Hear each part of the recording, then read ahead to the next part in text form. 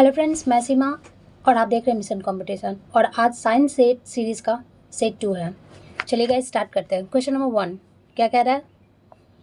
अगर किसी व्यक्ति को पृथ्वी से 8 किलोमीटर प्रति सेकेंड की वेग से अंतरिक्ष में फेंका जाए तो क्या होगा?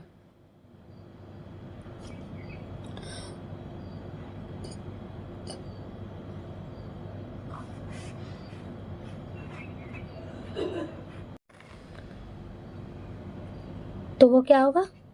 ऑप्शन बी, वह वस्तु पृथ्वी पर गिरेगा।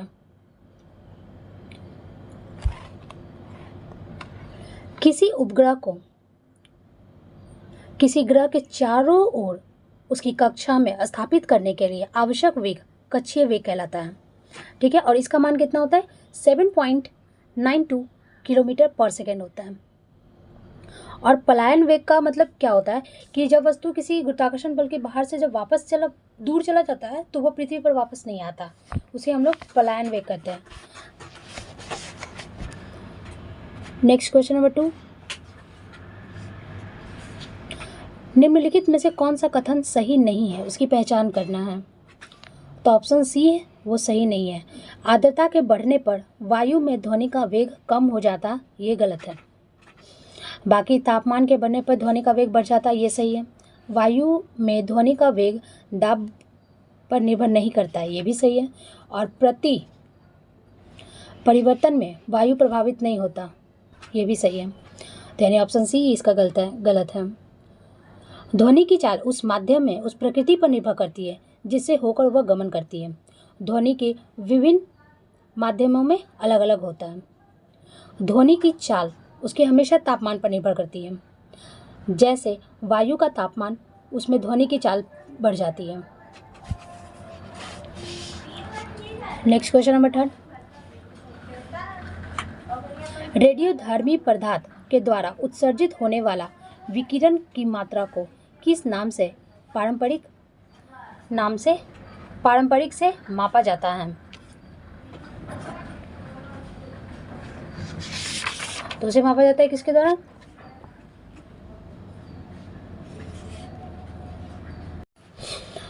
तो उसे किसके द्वारा हम मापा जाता है? क्यूरी के द्वारा मापा जाता है।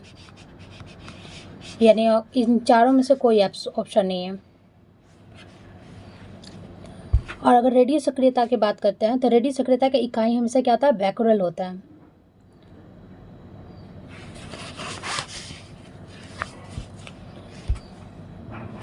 शक्ति का ऐसा मात्रक वाट है, दाब का ऐसा मात्रक पास्कल है, और विद्युत धारा को एम्पियर में व्यक्त किया जाता है, और हेनरी स्वप्रेरकत्व की मात्रक है। नेक्स्ट क्वेश्चन नंबर 4, गर्मी के मौसम में एक पंखा आराम बोध कराता है क्योंकि यह पसीना अधिक मात्रा में वाष्पित होता है। हमारा पसीना क्योंकि अधिक मात्रा में वाष्पित होता है, ऑप्शन डी। वाष्पीकरण से द्रव का वाष्प उसकी सतह के ऊपर ही जमा होती रहती है। इसे वहां से हटाते हैं तो वाष्पन की दर बढ़ जाती है। यही कारण है कि पंखा में हवा में गीले कपड़े जल्दी सूख जाते हैं। फिर क्या हो रहा है कि गर्मी के मौसम में एक पंखा आराम का बोध कराता है क्योंकि हमारा पसीना अधिक गति से वो वाष्पित कर देता है, यानी कि option D. Next question number 5, इंद्रधनुष दिखाई पड़ता है तो इंद्रधनुष सूर्य के प्रकाश के वन विपेक्षण के कारण दिखाई देता है, यानी ऑप्शन सी। और 2 प्रकार के इंद्रधनुष होते हैं, एक होता है प्राथमिक इंद्रधनुष और दूसरा होता है द्वितीयक इंद्रधनुष। प्राथमिक इंद्रधनुष में हमेशा 2 बार अपवर्तन और 1 बार पुनः आंतरिक परावर्तन होता है, और द्वितीयक इंद्रधनुष में हमेशा 2 बार परिवर्तन और 2 बार पुनः आंतरिक परावर्तन होता है। नेक्स्ट क्वेश्चन नंबर 6, मनुष्य की आंख में किसी वस्तु का प्रतिबिंब किस भाग पर बनता है?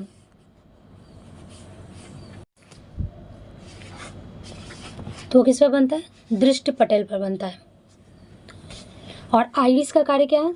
तो आइरिस नेत्र में प्रवेश होने वाले प्रकाश के मात्रात्मक को नियंत्रित में हमेशा 2 बार अपवर्तन और 1 बार पुनः आंतरिक परावर्तन होता है, और द्वितीयक इंद्रधनुष में हमेशा 2 बार परिवर्तन और 2 बार पुनःआंतरिक परावर्तन होता है। नेक्स्ट क्वेश्चन नंबर 6, मनुष्य की आंख में किसी वस्तु का प्रतिबिंब किस भाग पर बनता है?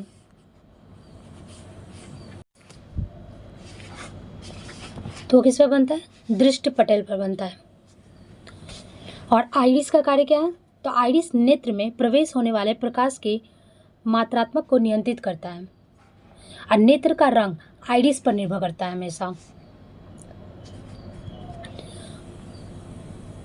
रेटिना पर वस्तु का वास्तविक कैसा प्रतिबिंब बनेगा? तो वह हमेशा वास्तविक, छोटा और उल्टा प्रतिबिंब बनता है, परंतु मस्तिष्क उसे सीधा करके दिखाता है।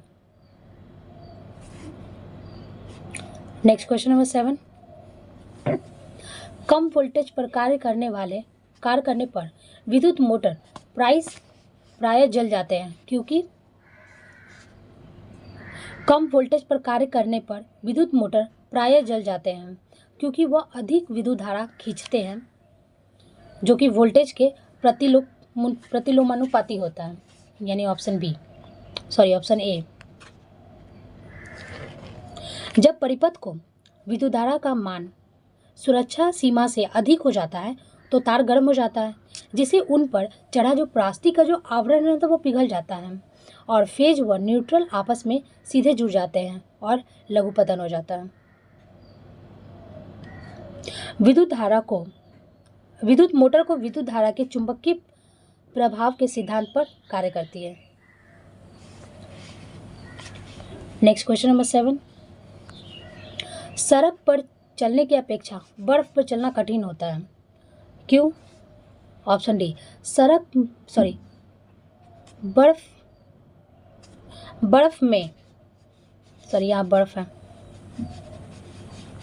बर्फ में सड़क की अपेक्षा घर्षण कम होती है, जिसकी वजह से चलना हमें ज़्यादा कठिन होता है, क्योंकि घर्षण बल उसमें विपरीत दिशा में लगने लगता है।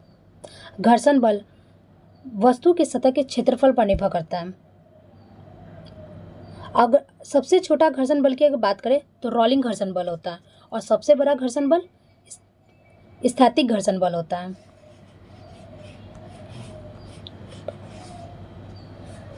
नेक्स्ट क्वेश्चन नंबर 9, आधुनिक रसायन शास्त्र का जनक किसे कहा जाता है? तो आधुनिक रसायन शास्त्र का जनक लेवोजियर को कहा जाता है।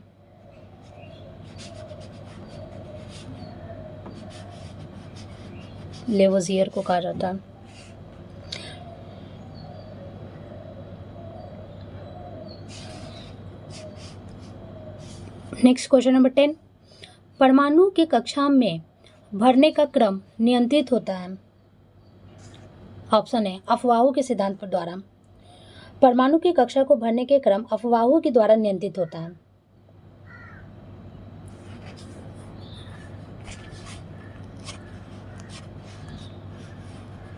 नेक्स्ट क्वेश्चन नंबर 11, तालाब में तैरने से मनुष्य की त्वचा जल जाती है, क्यों जल जाती है? तो ऑप्शन बी, क्लोरीन के कारण। क्लोरीन के कारण तालाब में तैरने से मनुष्य की त्वचा जल जाती है, क्योंकि क्लोरीन का उपयोग जल को कीटाणु रहित बनाने के लिए किया जाता है। शुष्क एवं बुझे चूने में क्लोरीन प्रभावित करने पर वो विरंजक चूर्ण बन जाता है। ये भी एक पॉइंट है।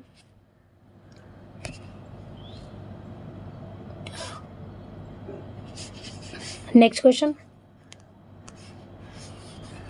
नंबर 12, क्या बोल रहा है कि दिए गए प्रावधानों को उनके घनत्व के अवरोही क्रम का सही अनुक्रम बताना है। तो ये क्या हो जाएगा? ऑप्शन बी हो जाएगा, सोना, पारा और इस्पात हो जाएगा। तो अगर हम सोना की बात करते हैं तो सोना का कितना है? 9.3 ग्राम पर सीसी है, ठीक है। और अगर हम पारा की अगर बात करते हैं तो पारा का कितना है? 13.6 ग्राम पर सीसी। और इस्पात का कितना है वो आप लोग कमेंट बॉक्स में कमेंट कीजिएगा। नेक्स्ट क्वेश्चन नंबर 13, पॉलीथीन की थैलियों को नष्ट नहीं किया जा सकता है, क्योंकि यह किसकी बनी होती है? तो पॉलीथीन की थैलियों को नष्ट नहीं किया जाता क्योंकि वो पॉलीमर की बनी होती है। Option C. जिसमें बड़ी संख्या में एक सरल अणु एक दूसरे से संयोग कर उच्च अणु का भार एक बड़ा अणु बनाते हैं, जिसे हम लोग बहुलीकरण कहते हैं। ऐसे बहुलक जो प्राकृतिक स्रोतों से प्राप्त होते हैं उन्हें प्राकृतिक बहुलक कहते हैं। Next question number 14। जैविक जगत में होने वाले कार्य और पद्धति के अध्ययन को इस ज्ञान की मशीनरी जगत के उपयोग करने को क्या कहा जाता है? तो हम लोग क्या कहते हैं?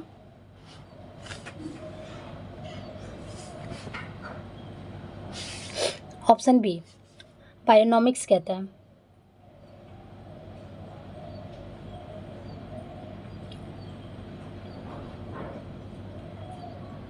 बायोनॉमिक्स विभिन्न जीवों के बीच पारस्परिक संबंधों का और उनके एवं पर्यावरण के बीच के संबंधों का अध्ययन कराता है।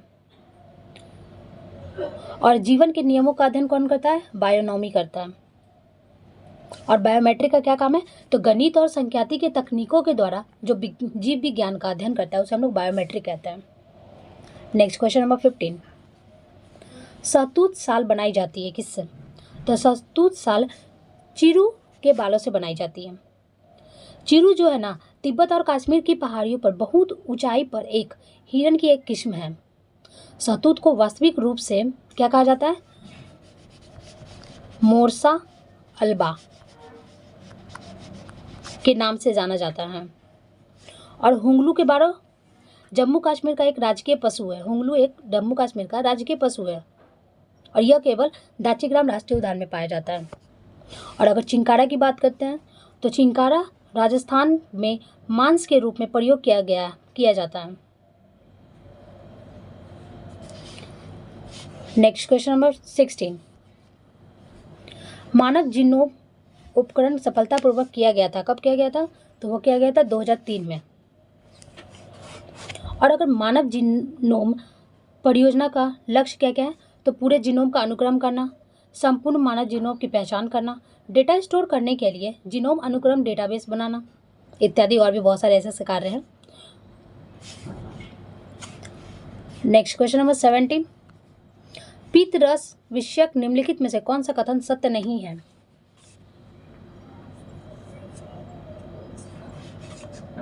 इसमें से जितने भी ऑप्शन दिए हुए हैं वे सभी के सभी सही है। Question number 18। निम्नलिखित में से कौन सा रक्त संचालन में मदद करता है? तो लिम्फोसाइट है वो जो रक्त के संचालन में मदद करता है। लिम्फोसाइट प्रतिरक्षिका को बनाती है और वे उनकी वृद्धि को उत्तेजित करती है। और मोनोसाइट्स का कार्य क्या है? वो शरीर को भ्रमण करते हुए हानिकारक जीवाणु व रोगाणुओं का भक्षण करती है। Next question number 19। मनुष्य के शरीर में पसलियां कितनी जोड़ी हैं? तो 12 जोड़ी है। Option A. प्रत्येक पसली वक्ष के सामने की ओर अरोस्थिर से तथा पीछे की ओर एक कक्ष कशुरेखा से जुड़ी होती है।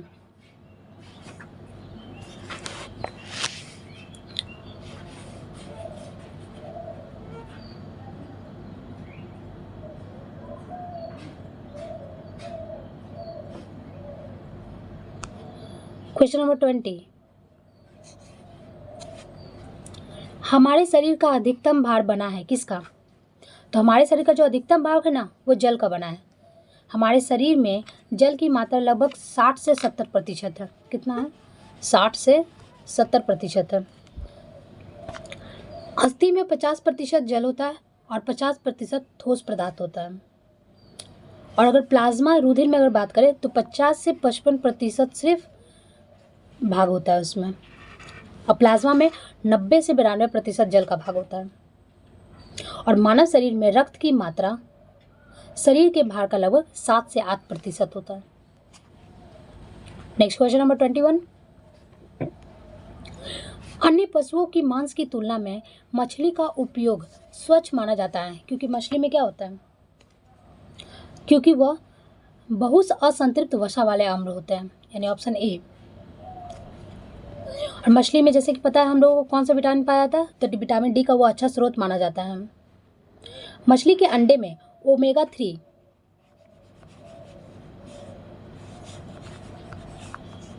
ओमेगा 3 एसिड शरीर में रक्त के थक्के और सूजन को कम करने में मदद करता है। ऐसे वसा को कम तापमान पर ठोस आकार में रहते हैं और तापमान बढ़ते ही द्रव हो जाते हैं, जिसे हम लोग क्या कहते हैं, संतृप्त वसा कहते हैं। नेक्स्ट क्वेश्चन नंबर 22, निम्नलिखित में से कौन सा लिंग गुणसूत्रों के विद्वान प्रभावी जिनके निस्पंदन से उत्पन्न होता है?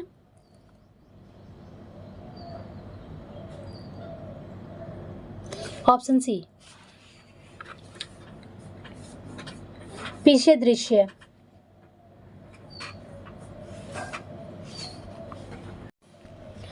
क्या है ये, पेशीय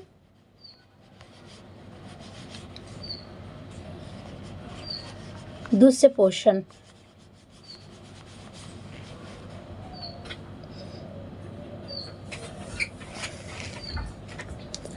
क्या हो रहा है कि किसी भी स्पंजी के दैहिक कोशिकाओं में गुणसूत्रों की संख्या निश्चित और स्थित होती है। जब किसी जीव में दैहिक गुणसूत्रों की संख्या में गुणसूत्रों की संख्या कम या फिर अधिक हो जाती है तो उसे हम लोग क्या कहते हैं, असुगुणिता कहते हैं हम लोग। नेक्स्ट क्वेश्चन नंबर 23, चाय की पत्तियों में विद्यमान सर्वाधिक महत्वपूर्ण उत्तेजक क्या होता है? तो चाय की पत्तियों में विद्यमान सर्वाधिक उत्प्रेरक क्या होता है? कैफीन होता है। चाय के उत्प्रेरक गुण में उपस्थित कैफीन नामक एल्डिहाइड के कारण होता है। किसके कारण होता है? एल्केलाइड के कारण होता है। कैफीन जो होता है ना, मानसिक और पेशीय उत्तेजक के रूप में कार्य करता है। चाय का रंग और इसका तीखा स्वाद में उपस्थित टेनिन के कारण होता है। किसके कारण? टेनिन। किसका कारण? चाय का रंग और उसका तीखा जो स्वाद उपस्थित होना। सबसे उच्च कोटि का कहवा क्या कहलाता है? अरेबिका कहलाता है। Next question number 24,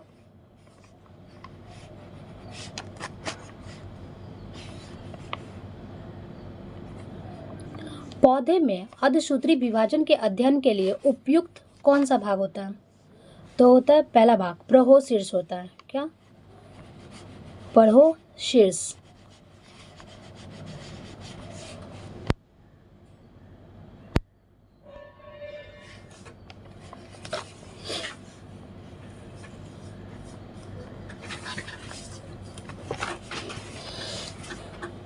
next question number 25 और आज के सेट का लास्ट क्वेश्चन है, जल और अघुलनशील प्रधानों का मिश्रण में भारी अघुलनशील घटकों की नीचे बैठ जाना क्या कहलाता है? तो जल और अघुलनशील पदार्थों के मिश्रण में भारी अघुलनशील घटकों के नीचे बैठ जाना क्या कहलाता है? अवसादन कहलाता है। जल में घुले आयरन, मैग्नीशियम, हाइड्रोजन सल्फाइड और आदि को वायु मिश्रण विधि द्वारा हटाते हैं। जल में घुलित ऑक्सीजन की अधिकतम मात्रा दोपहर के समय होती है और नदी तालाब में जलीय जीव को जीविका रहने के लिए घुलनशील ऑक्सीजन की न्यूनतम मात्रा कितनी होनी चाहिए? तो 4 मिलीग्राम पर लीटर आई होनी चाहिए। ठीक है, ओके गाइस, कल फिर मिलते हैं एक नए सेट के साथ। Thank you.